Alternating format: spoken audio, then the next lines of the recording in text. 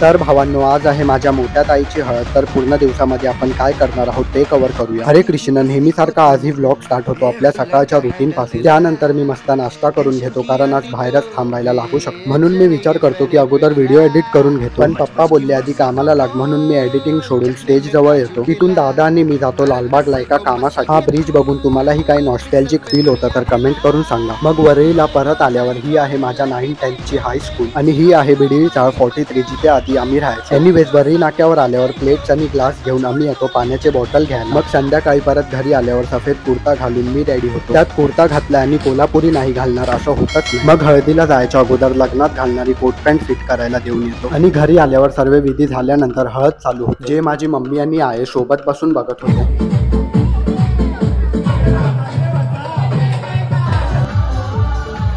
आपण भेटूया लग्नाच्या ब्लॉगमध्ये. तोपर्यंत चॅनलवर नवीन असाल तर लाईक, सबस्क्राईब.